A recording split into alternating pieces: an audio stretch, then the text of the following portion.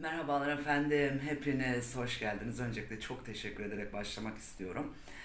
Şimdi efendim yeni dünya düzeninden bahsederken uygulanan zulümlerden de bahsedelim istiyorum biraz.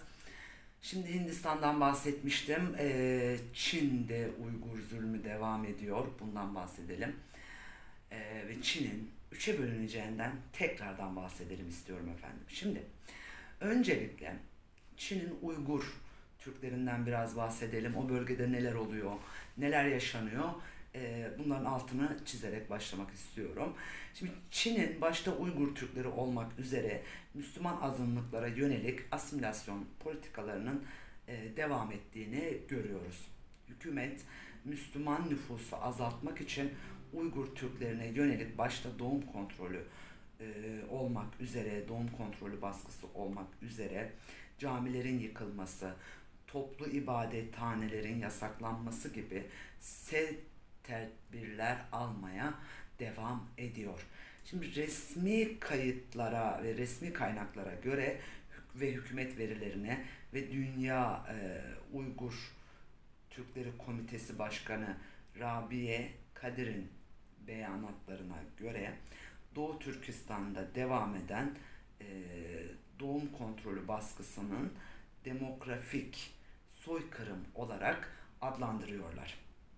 Şimdi açıklamalara göre Çin hükümeti azınlık kadınları, yani Uygur Türklerinden bahsediyoruz, azınlık kadınları düzenli olarak hamilelik kontrollerine tabi tutuyor ve yüz binlercesini gebeliği önleyici haplar kullanmaya mecbur bırakıyor ve zorunlu kürtaj uyguluyor.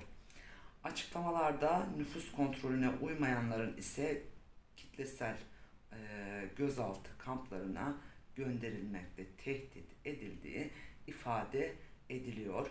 Burada Uygur Türklerine zulümden dolayı uluslararası toplumun tepki gösterdiği Çin hükümeti ise toplama kamplarını aşırıcılığı ortadan kaldıran ve insanlara yeni beceriler kazandıran mesleki eğitim kampları olarak adlandırıp tüm bu suçlamaları da reddediyor Çin efendim. Şimdi öncelikle bölgenin isminin Doğu Türkistan olarak kullanılması gerektiğini vurgulamak istiyorum. Bölgenin tarihsel ve doğru adı Doğu Türkistan'dır. Bunun da altını çizmek istiyorum. Çünkü bölgede yaşayan yerleşik halk Uygur Türkleridir aslında. Bölgede ise bugün Çin'e bağlı Özerk Uygur Özerk bölgesi olarak tanımlanıyor. Dünya e, konjektüründe bu şekilde tanımlanıyor. Bölgede yaşayan diğer etnik gruplar ise Çinlilerdir aslında. Yani çoğunluk orada Doğu Türkistan Türkleri. Doğu Türkistan Çin'in stratejik olarak en önemli bölgelerinden de birisidir aynı zamanda. Çin'in batısında yer alan Uygur bölgesi aynı zamanda Türkiye'nin 2,5 katı bir büyüklüğe sahiptir. Bu bölge zengin yeraltı ve yerüstü kaynaklarına sahip olmasının yanı sıra aynı zamanda Batı Türkistan'dan, yani Orta Asya'dan Çin'e giden enerji hatlarının da geçiş güzergahıdır efendim. Çin, Doğu Türkistan'ı işgal ettikten sonra bu bölgeye Çince'de yeni kazanılmış bölge anlamına gelen Şincan adını vermişlerdi. Şimdi 11 Eylül 2001 tarihinde ABD Dünya Ticaret Merkezi'ne yapılan saldırılar sonucunda yaşanan gelişmeler batılı zihniyetlerde yeni bir düşman yaratmış ve birçok batılı için İslam dini terörü çağrıştırır hale gelmişti. Kasıtlı yapılan bir saldırıydı. Bunun da altını çizmeden geçmek istemiyorum. 11 Eylül saldırıları sonrasında Irak ve Afganistan'a yapılan müdahaleler sonrasında ABD tarafından özellikle Afganistan'da başlatılan radikal İslamcı terörist avı sonrasında bazı Uygur Türklerinin de Guantanama'da tutuklanması için Çin'in eline geçen bulunmaz bir fırsat haline gelmişti bu durum. Bu gelişmeler neticesinde Doğu Türkistan'da yükselen her türlü itiraz sesi Batılılarla aynı telden suçlamalarla radikal İslamcı terörist suçlamalarıyla kesildi. Burada da önemli bir koz geçmişti aslında Çinlilerin eline. Bir taraftan da yurt dışındaki Uygur teşkilatları El-Kaide ve Taliban gibi terör örgütleriyle ilişkili gösterilmeye çalışılmıştı. Hatta bazıları da ABD tarafından terörist olarak ilan edilmişti ve terör örgütü listesine alınmıştı ABD tarafından. Çin bu kapsamda dışarıda Birleşmiş Milletler ve diğer küresel kuruluşlardaki ağırlığını da korumaktaydı. İçeride ise Uygurlu çocuklar yani Sincan sınıfı adlı bir program çerçevesinde Çin'in iç bölgelerine götürülerek asimile etmeye başlamıştı. Çin bu bölgede Çin etnik nüfusunu arttırmak ve bölgedeki nüfus hakimiyetini ele geçirmek için uzun zamandır iki yönlü politika izlemektedir.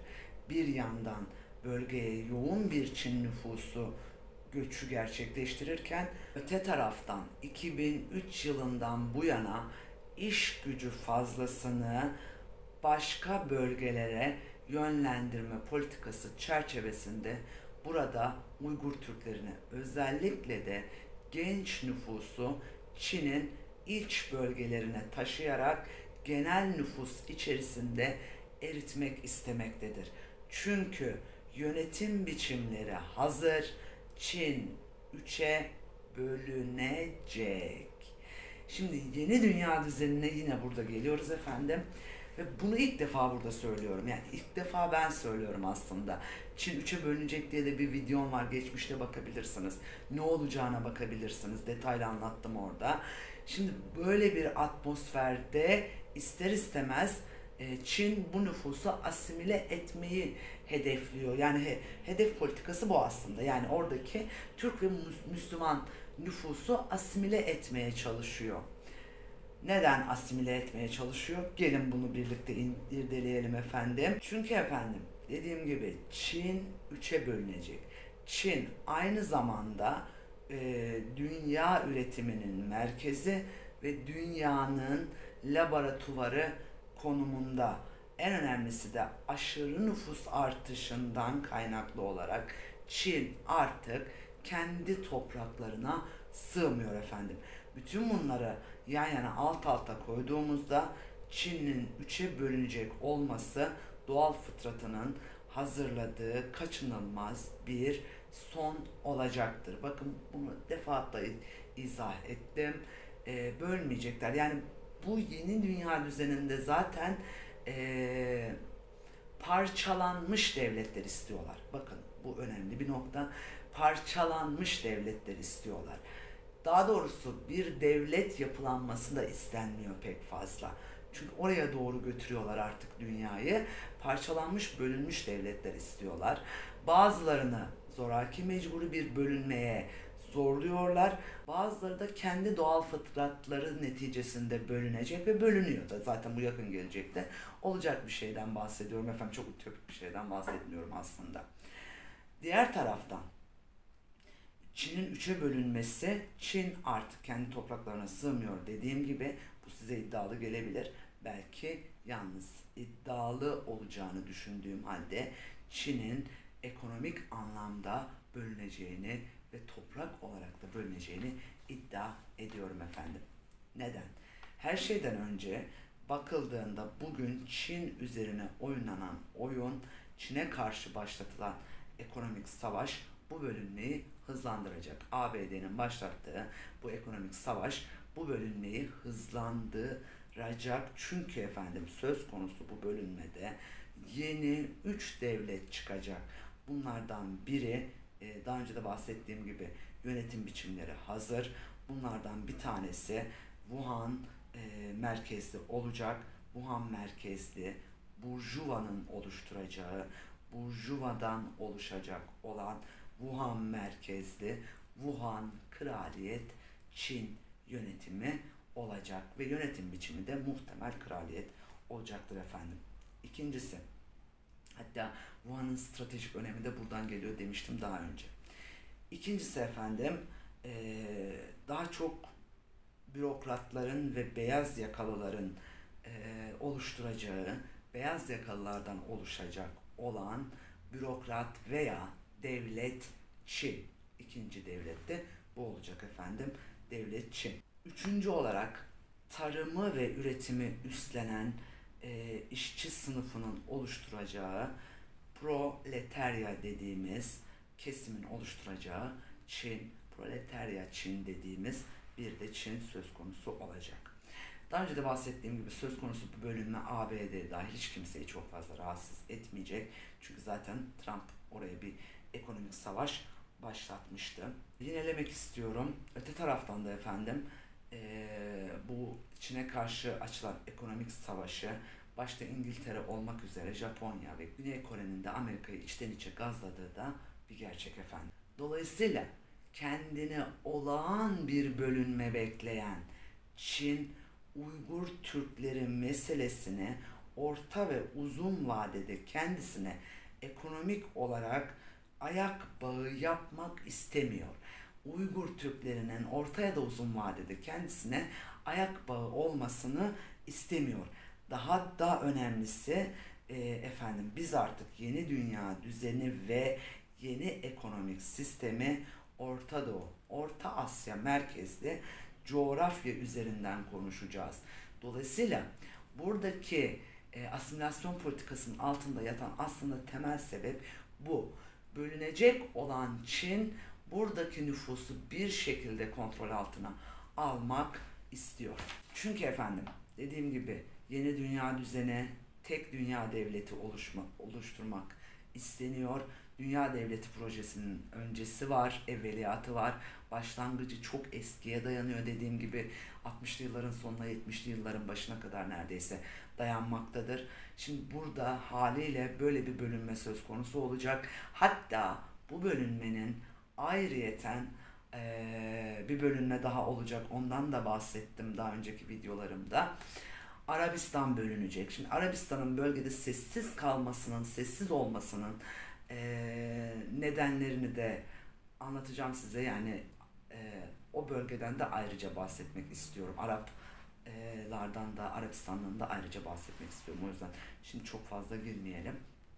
Şimdi burada yeni dünya düzeni, tek dünya devleti dediğimiz devlette de parçalanmış, bölünmüş devletler istiyorlar. Yani tek bir otorite ve tek bir yönetim ve güç istemiyorlar aslında. Yeni dünya devleti 10 devlet, 10 altın güç deniyor buna. 10 altın güçten bahsediliyor. Bu 10 altın gücün arasına girmeye çalışıyor bütün devletler aslında. Yani bütün uğraşın altında yatan sebepler de budur denilebilir. Öte taraftan Türkiye de bu güce dahil olmak istiyor. Olur veya olmaz demiyorum. Yalnız Türkiye'nin gücünü de hafife almayın diyorum. Bu da önemli bir nokta. Yalnız şunu söylemeliyim. Özellikle de askeri anlamda güçlenen bir Türkiye'den rahatsız olan bir Avrupa ve Amerika var. Yeni dünya düzeni Orta Doğu ve Orta Asya'dan başlayacağını defaatle söylüyorum. Onlu bir sistemle yönetim mümkün ve Türkiye'nin söz konusu bu sistemde olmasını istemiyorlar. Türkiye'yi sarma operasyonlarının sebeplerinden bir tanesi de budur efendim. İşte size Türkiye süper güç olacak, Türkiye bölgesel güç olacak diye bağıranlar, dünya yıkılacak, kıyamet kopacak, kabus senaryoları değil arkadaşlar. Bu kabus senaryoları kişiye bilinmezliğe iter. Neden? Bilinmezlik de korkutur. Neden bilinmezlik korkutur? Şöyle bir durum var efendim. Düşmanı bilirseniz ona göre bir hareket alanı geliştirirsiniz. Ama bilmezseniz aslında düşmandan korkmazsınız. Bu bilmezlikten korkarsınız. Burada da ciddi bir algı operasyonu yönetiliyor sosyal medyadan. Sizden rica ediyorum bunlara inanmayın. Eğer ki bunlara inanırsanız ve bilinmezlikten korkarsanız sizi yönetmeleri algı operasyonlarıyla kolaylaşır. Korkmayın lütfen. Yani korku iklimi bilerek yaymaya çalışıyorlar. Lütfen bu oyuna gelmeyin efendim. Türkiye güçlü bir ülkedir. Türkiye gelecekte nasıl ki Kurtuluş Savaşı'ndan sağlıklı bir şekilde çıkan bir devletten bahsediyorsak mutlaka ki bu oyunlardan da sağlıklı çıkacak bir devletten bahsediyoruz. Yeter ki doğru, akıllı, düşünerek, ütopik olmayan, ayakları yere sağlam basan kararlar alıp bunları uygulayabilelim efendim. Ütopik düşünceler, hayaller bizi uçuruma getirir. Bunun da altını çizmeden geçmek istemiyorum efendim. Burada da yine önemli bir hani anonim bir kelimeyle bitirmek istiyorum. Gerçekçi ol, imkansızı dene. Gerçekçi olalım, imkansızı deneyelim efendim. Korkmayalım. Bu korku enjektör edilen sistemden de yani o psikolojiden de bir an önce çıkalım efendim. Çünkü bu kasıtlı yapılıyor. Yani kasıtlı şekilde topluma korku enjekte ediliyor. Ekonomi çökecek, şöyle olacak, böyle olacak, şu olacak, bu olacak. Yani bunlar bana çok sağlıklı veriler gelmiyor efendim. Çünkü daha önce de bahsettiğim gibi 1929 ekonomik buhranından bahsettim. Yani tarih aslında siyasetin ve sosyolojinin laboratuvarı tarihtir. Tarihe bakalım, tarihi gözlemleyelim. Şimdi 1929 ekonomik buhranını yaşayan bir dünya böyle bir buhranı kendisine bir daha yaşatmak istemez efendim. Çünkü en büyük zararı bu ekonomik buhran. Yani böyle bahsettikleri gibi bir ekonomik buhran yaşanırsa ve bahsettikleri kişiler bu ekonomik buhranı yaşatacaksa ki dünyayı yöneten üç güç bilmem ne falan bunlardan bahsediliyor. Böyle bir ekonomik buhran yaşanacaksa ve bunu yaşatacaklarsa en çok zararı kendileri görecekler. Yani niye korkayım ki? Veya biz neden korkalım? Yani neden bir topluma korku yaymaya çalışıyorsunuz? Korku enjekte etmeye çalışılıyor. Bu soruyu soralım efendim kendimize. Burası önemli bir nokta. 1929 ekonomik buhranında büyük şirketler, dev şirketler çöktü. Yani dev şirketlerin ekonomisi yerle bir oldu. Halk zaten ya şimdi şöyle bir durum var efendim. Ben zaten günde iki ekmek yiyorsam veya benim zaten yaşantım belliyse çok fazla kaybedecek mal varlığım yoksa beni neden korkutuyorsunuz? Yani ben neden korkabilirim? Aslında kendi korkuları var. Bunun da altını çizelim efendim. Çünkü bakın ilk defa bunu da burada iddia ediyorum. Sosyalist bir devlet oluşacak gelecekte. Yani komünizm benzeri, komünizme yakın bir devlet düzeni oluşacak. Dolayısıyla da bu lüks yaşantı içerisinde olanları, başkasının sırtından geçinenleri, ahlak dışı davranarak gelir elde edenleri açık konuşalım, açık ve net konuşalım. Yani nasıl yaparım da ben başkasından işte 3 kuruş kopartırım, 5 liralık malı 10 liraya nasıl satarım kafasında olan insanlar için aslında son yaklaşıyor. Yani orada bir son yaklaşıyor. Dolayısıyla sizlerin, benim, etik, ahlaklı davrananların korkacağı hiçbir şey yok efendim. Onların devri başlıyor da diyebilirim. Yani onların devri başlıyor çünkü sosyalizmin ön planda olacağı, yani komünizme yakın aslında, komünizme yakın bir yönetim biçimi oluşacak aslında dünya üzerinde. Çünkü sosyal medyada bunu tetikliyor. Bu da önemli bir nokta. Bunun da altını çizdikten sonra efendim daha detaylı sohbet edeceğiz. Yeni dünya üzerinden daha çok bahsedeceğim sizlere. Hoş kalın, hoşça kalın, esen kalın efendim.